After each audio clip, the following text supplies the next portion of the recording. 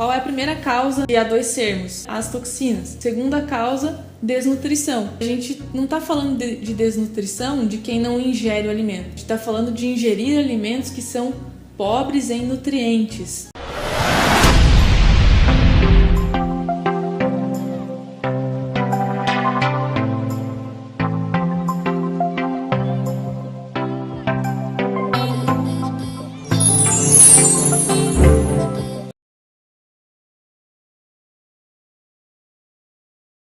Você pode passar o dia comendo e ainda assim estar desnutrido, porque você ingeriu, por exemplo, um alimento que só tinha carboidrato e gordura, não tinha vitaminas, não tinha minerais, não tinha aminoácidos essenciais em quantidade suficiente. E isso sim é um grande problema hoje, a alimentação fast food que a gente foi pegando aí e incorporando na alimentação brasileira. Falta de biomoléculas em quantidades ótimas para manter a homeostase. É isso que é desnutrição. E por que as pessoas estão desnutridas? Aí vem a pergunta, ó. Falta de ingestão adequada, uma alimentação péssima, que a gente vê hoje em dia, e o excesso de toxinas que vão fazer o fígado consumir muito mais esses minerais e vitaminas para poder limpar o teu organismo, né? Então isso gera um desequilíbrio e aí aparecem as doenças. O que seria o ideal de pirâmide hoje, atualizada, com base em diversos estudos? Então vejo aí que a nossa pirâmide ela é verdinha, né, na sua base. Os alimentos que a gente tem que consumir em grande quantidade são as verduras, os legumes, né? Aí vem as gorduras boas, aí vem os carboidratos de baixo índice glicêmico, né? E aí vem proteínas, aqui alimentos ricos em proteínas e em gorduras boas, e as frutas, né, os doces estão lá em cima na ponta da pirâmide. Então, fruta, mesmo que seja uma coisa boa, rica em minerais e vitaminas, não é interessante consumir uma grande quantidade numa vez só. O interessante é você consumir pouca quantidade ao longo do dia, para você evitar o excesso de frutose, que é um açúcar da fruta e que também vai ser transformado em glicose e pode sobrecarregar o fígado se você ficar comendo grandes porções numa vez só. Além de uma ótima alimentação, muitas vezes será necessário suplementar vitaminas, minerais, precursores. Como a gente falou antes, devido à nossa alta ingesta de toxinas, muitas vezes, mesmo a gente tendo uma alimentação boa, não é suficiente para a gente conseguir combater esse estresse que a gente passa hoje na nossa rotina.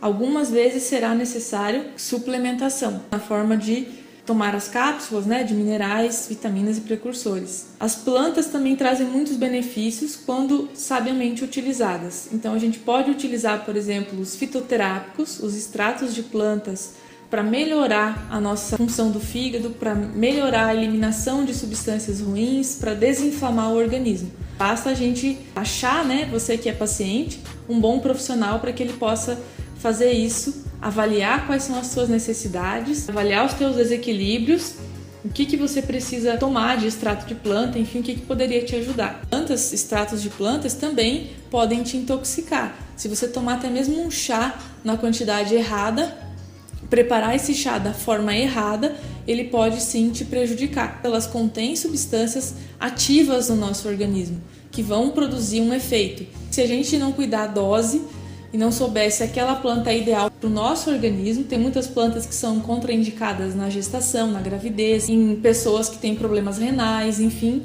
por isso que precisa também de uma pessoa que saiba, né? Fica aqui as perguntas para quem é profissional da saúde. Como detectar a presença de falta de nutrientes no teu paciente? Como relacionar isso aos sinais e sintomas? Como você vai repor?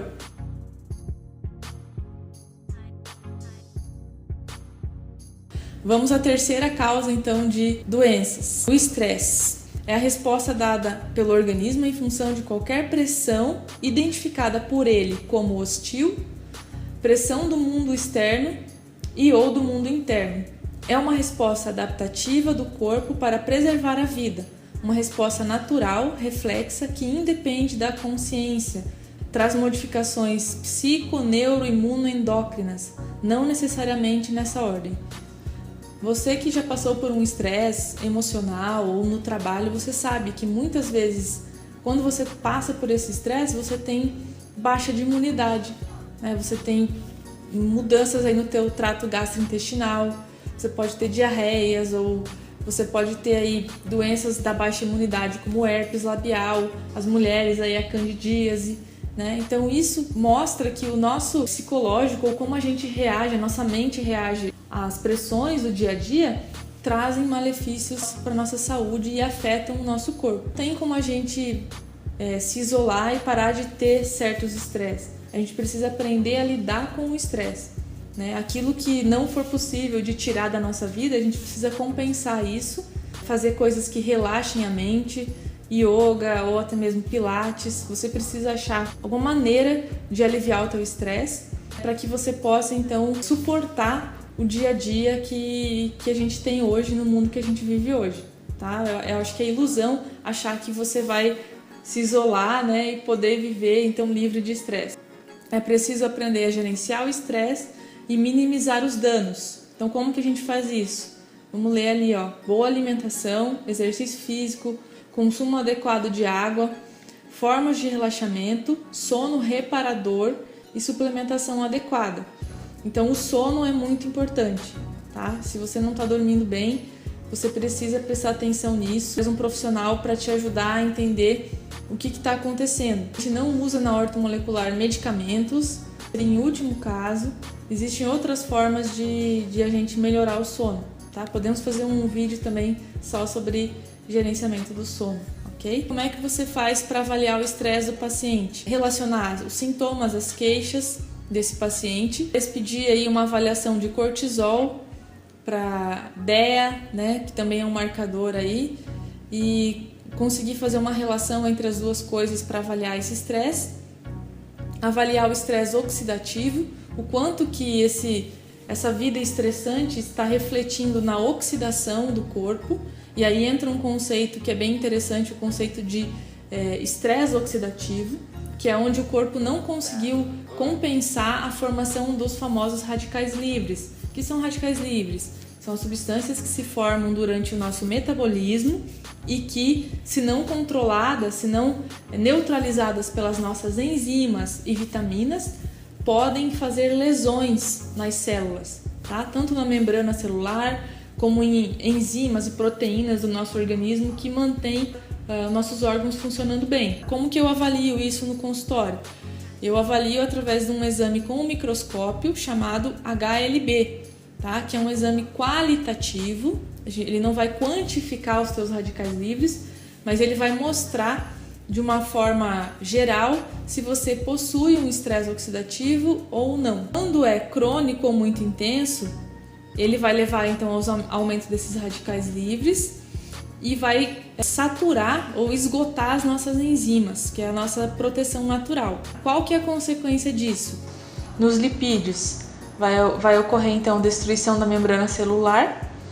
Nas proteínas pode acontecer inativação de algumas enzimas.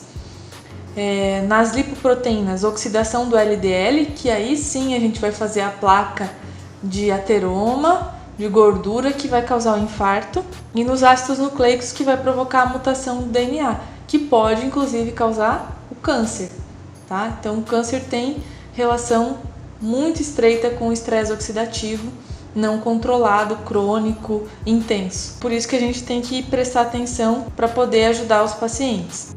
Cada buraquinho branco que vocês veem no vermelho, aí no mar vermelho, é o estresse oxidativo. Quanto mais oxidação tiver, mais buracos vão ficar na lâmina. Assim que a gente avalia.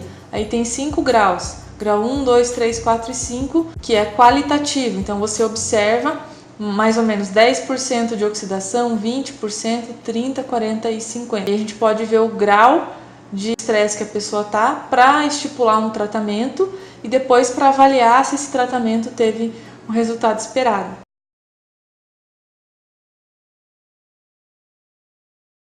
Vamos lá para o quarto item responsável pelas doenças. Infecções.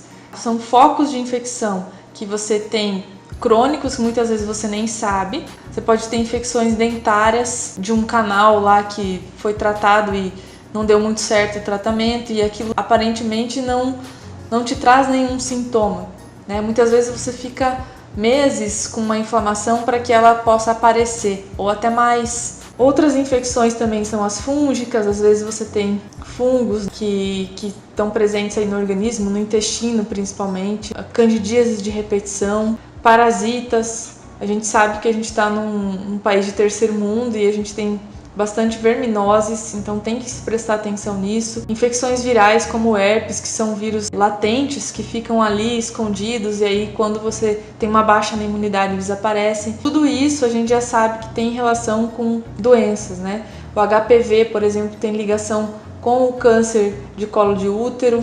Tem outros vírus aí que tem ligação com o câncer, tá? Também geraria aqui um tempo maior para a gente falar sobre isso. Então, quem é que vence infecções no nosso organismo?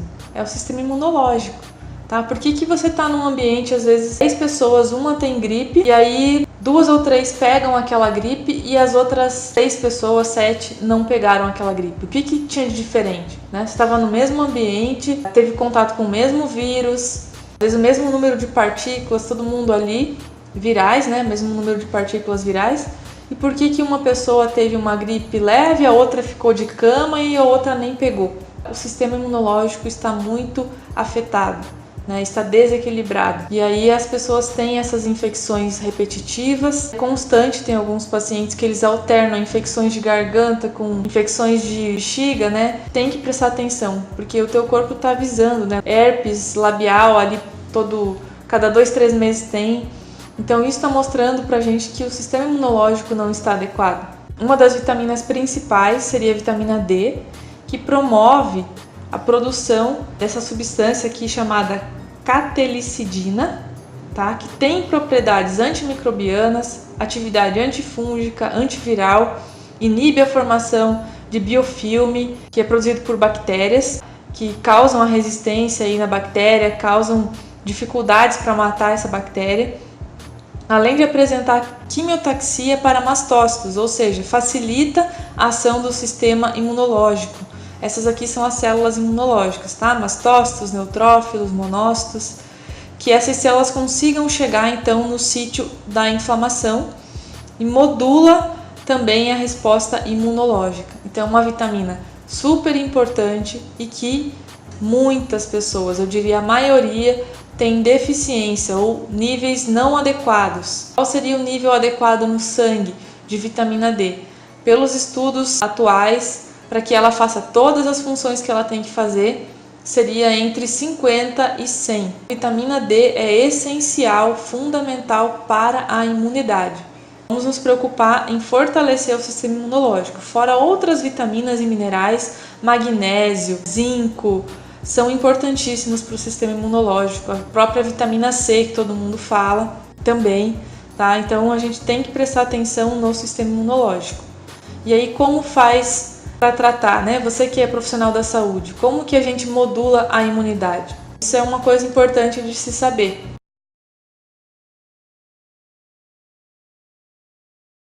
A quinta e última causa de doenças é a poluição eletromagnética. Então, os efeitos da radiação emitida por celular, laptop, redes de Wi-Fi, telefones portáteis e outros aparelhos sem fio promovem danos ao DNA, incapacitando o seu sistema natural de autorreparação. Então, isso também pode afetar a imunidade e diminuir a produção de melatonina à noite, né? Ou durante todo o tempo que ela é produzida. A melatonina, para quem não sabe, ela é uma substância importante para o sono à noite, que faz o sono profundo ou o sono reparador, o sono REM que a gente fala, que é muito necessário. Aquela pessoa que vai dormir e acorda com a sensação de que não descansou, acorda muitas vezes mais cansado, pode ter uma deficiência na sua produção de melatonina. Também é importante para outros sistemas, para o próprio estômago, para o intestino, então o trato gastrointestinal ela é importante também. A radiação então é atraída para células que têm a maior taxa de crescimento e divisão, como esperma, óvulos, feto em crescimento, o que dificulta a concepção. Também aumenta as chances de interrupção da gravidez em gestante. Então afeta até a questão aí da reprodução humana, né? Então muita gente que reclama de não conseguir engravidar, pode ter muita poluição eletromagnética, carregando o celular no bolso, colocando ao lado da cama para dormir embaixo do travesseiro. Isso é um veneno. precisa deixar em outro quarto ou o mais longe possível o celular enquanto você está dormindo e conseguir evitar ao máximo possível essa situação aí de radiação, tá? Podem estar pensando, né? Até agora ela falou um monte de coisa, mas não comentou sobre a genética. A genética ela tem um papel, sim, né? Cada um tem tendência, possui genes que podem predispor a algumas doenças, mas a gente só vai ter uma doença se aquele gene for ativado. O que é um gene ativado? É um gene que começa a transcrever proteínas, que ele começa a gerar proteínas a partir da sua estrutura, a partir do seu DNA. E a gente sabe hoje que a gente pode modular, digamos assim, suprimir o funcionamento ou essa ativação de alguns genes e pode estimular a ativação de alguns genes através da alimentação e de consumo de substâncias como plantas, né? O chá verde modula, inibe suprime alguns genes de câncer. Então a gente consegue mexer na genética. E isso foi uma grande descoberta. Portanto, a genética ela não vai predominar ou determinar o teu futuro, né? O que vai determinar são as tuas atitudes, ou seja, o ambiente e o que você faz no dia a dia que vai determinar se você vai ter ou não uma doença. Apenas 10%, na maioria dos estudos, tem uma relação estrita com a genética. Os outros 90% das pessoas foi o ambiente, foram hábitos de vida que promoveram a doença. Tá? Essa é uma ótima notícia, porque a gente sabe que pode controlar as nossas atitudes. Não pode tirar um gene, né, do nosso organismo, mas a gente pode, com as nossas atitudes, suprimir esse gene ou, digamos assim, estimular genes melhores. Todas as toxinas aqui, né, medicamentos, infecções, geram essa sobrecarga tóxica e vão disparar um processo inflamatório no nosso organismo. E esse processo inflamatório, ele pode afetar todos esses órgãos, né, sistemas musculoesquelético, endócrino, cardiovascular, imune, sistema nervoso. E essa sobrecarga pode também gerar aí a necessidade de um suporte nutricional para detoxificação ou desintoxicação. A gente sabe que nosso dia a dia é cheio dessas substâncias tóxicas, precisa pensar nisso. Essas toxinas também podem causar problema intestinal, hipermeabilidade intestinal, ou seja, afetar a nossa microbiota, aquelas bactérias boas, diminuir o número de bactérias boas, agredir o nosso intestino, que vai causar um aumento da entrada de substâncias na corrente sanguínea, porque lembra que o nosso intestino ele é a barreira, ele é que seleciona o que vai entrar ou não. Então isso pode causar a entrada de substâncias no nosso organismo que vão prejudicar, que vão causar doenças. A gente deveria tirar então essas toxinas, lembra lá, remover os alimentos, as substâncias que a gente puder evitar, recolocar coisas que estiverem faltando, enzimas que estiverem faltando no organismo, ou até mesmo ácido clorídrico. Muitas pessoas não produzem ácido clorídrico no estômago na quantidade suficiente para a digestão, então a gente precisa pensar nisso, recolocar as bactérias boas, se for o caso, e ajudar a reparar esse intestino lesado. E uma frase aqui que eu quero deixar para todos nós pensarmos, também do Dr. Arthur Lemos: as doenças são multifatoriais, dependem do terreno biológico, da genética, das funções, da vida social e econômica, da adaptabilidade ao estresse e a capacidade de regenerar energia, do estilo de vida, do meio ambiente e da nossa mente. Por isso, o tratamento tem que ser multifatorial, holístico e integrado. Tá? Então fica aqui essa frase para a gente pensar sobre ela. Um abraço a todos.